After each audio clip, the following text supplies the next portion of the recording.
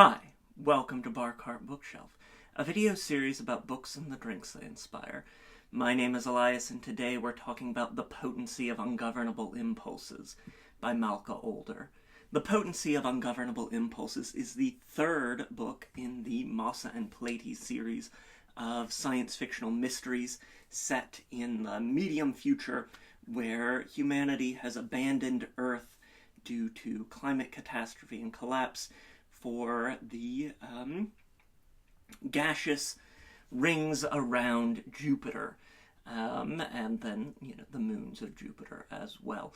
We've talked about the previous two books in the series, The Mimicking of Known Successes and The Imposition of Unnecessary Obstacles. I love these long titles, but I always worry that I'm going to get them not quite exactly right, and I think we've got them here, yeah. And it continues here with The Potency of Ungovernable Impulses.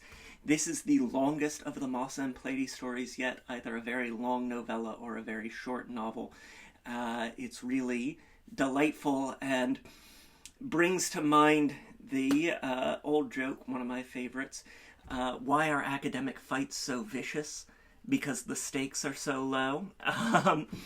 Where all three of these stories have sort of tied themselves into university life and the life of the mind and the life of study. But The Potency of Ungovernable Impulses does so to a yet greater height, where the mystery that we're investigating initially is accusations of plagiarism, a very serious offense in in academic setting, and indeed in any setting. Do your own work, and of course these are trumped up charges, but they speak to a deeper malice, and things sort of go from there, sort of reminiscent of one of my favorite literary novels, The Leaven of Malice by Robertson Davies. If you enjoy The Potency of Ungovernable Impulses and the Massa and Platy stories in general, I think you might enjoy the novels of Robertson Davies as well, the Stortellen trilogy in particular. In any case, I had a wonderful time with this. Massa and Platy are going through a bit of a rough patch, and that's always fun for showing deeper depths to their characters, this sort of melancholia that Massa, our investigator, is inclined towards. It can be a familiar dynamic. If you've had partners or friends struggle with depression or melancholia, and that sense of isolation is sort of where we find Massa at the beginning of the story, and going on from there to reunite with Platy as Platy goes off to investigate in support of one of her friends and academic colleagues on the other side of the world, essentially, in this second university.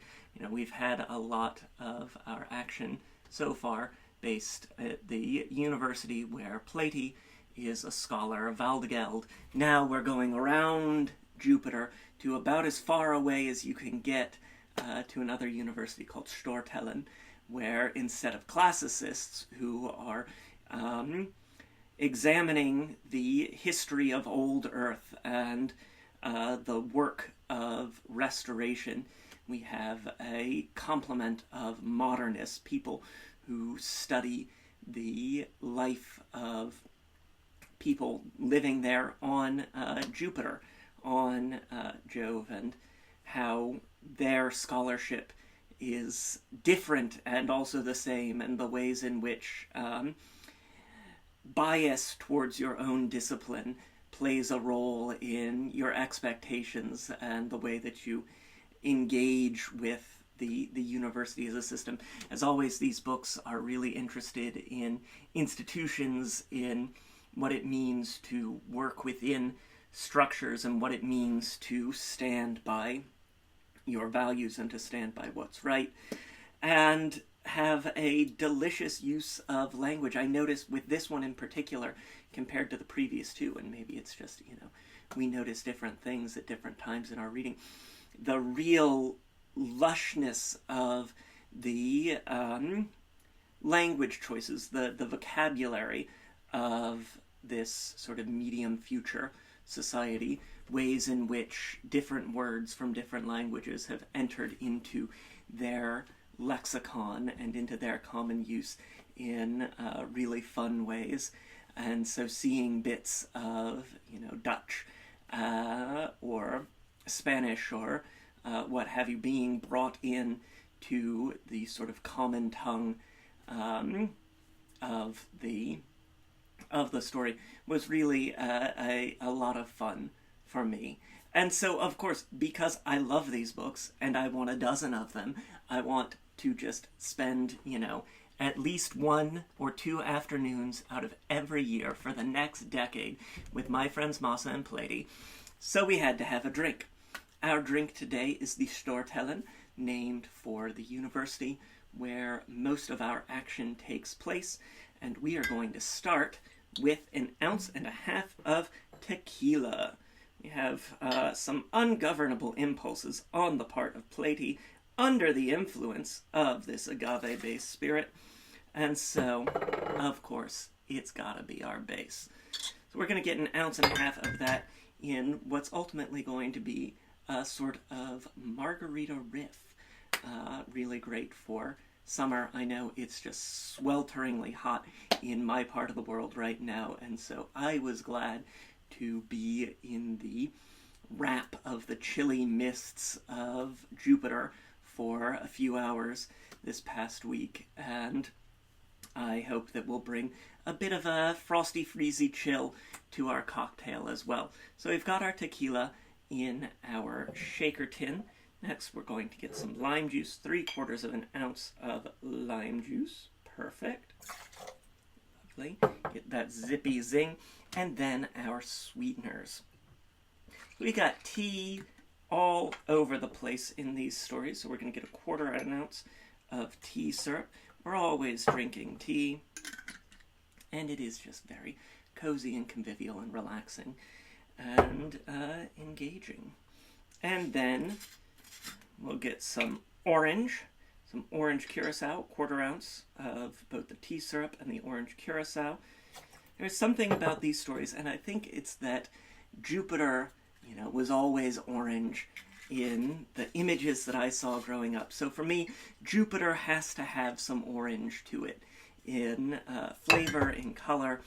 And I know some of these recent images have been colored differently. We're seeing more blues these days. But to me, in my heart, Jupiter, it's always going to be orange.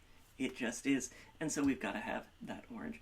It's also one of those classic bits of margarita flavor in building our riff. Now, several of the meals that Plady enjoys in Stortellen have fennel seeds, or fennel, as a component, as a garnish. And so to bring that sort of anisey, licoricey quality to our Stortellen, we are going to get 1/4 ounce of Sambuca, which is an anise liqueur, an Italian anise liqueur, one of my favorites. It's one of those where, as with all of these anise flavors, absinthe, Sambuca, pastis, Arak, a little goes a long way. That licorice flavor can be really dominant. And so just 1/4 ounce will get us that hint, that garnish of fennel seeds that Plady enjoys when she's having her food. And then, because we're dealing with atmospheric issues and scholarship around the atmosphere and a bit of smoke, we're going to get 2 dashes of the Poudre Smoke and Salt bitters in there. Just that hint of smokiness, just that hint of atmospheric danger in there for us. There we go. We've got all of our ingredients in there. Get ice into our shaker. Fantastic. Perfect.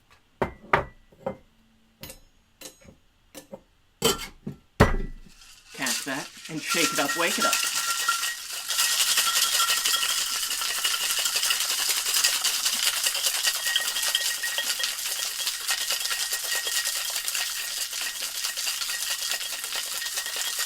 There we go. Nice, frosty, freezy. You can see that frost that's formed on the shaker. We're going to get some fresh ice into our glass here. Perfect. Get that ice in there. Take this and strain with our handy-dandy Hawthorne strainer. Perfect.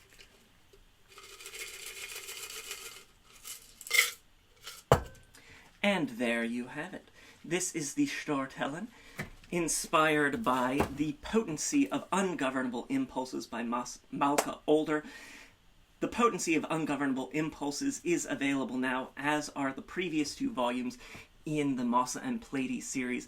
I really love these books. They're all standalone mysteries, so you can pick them up at any time, but you'll find that they really, complement each other nicely, so I enjoy reading them in order, but you do you. I got a link to snag the book in the description down below, as well as a link to purchase my book, Cocktails and Consoles, 75 Cocktails and Mocktails Inspired by the Wonderful World of Video Games. We've got links to various forms of social media, including Blue Sky and Instagram, where there's always a written version of today's recipe. Try the drink. Let me know what you think in the comments down below. A huge thank you to the publisher, Tor Books, for sending me a review copy of this series. I love to talk about them, and I'm so grateful that they send them my way, because it's just one of the highlights of my reading year. As I said, try the drink. Let me know what you think in the comments down below. Hit that like button. It makes me so happy when you do. Subscribe if you haven't already, so you never miss an episode. We've got some great books coming this summer, as well as our 4th anniversary, which is just around the corner. And so, until next time, cheers.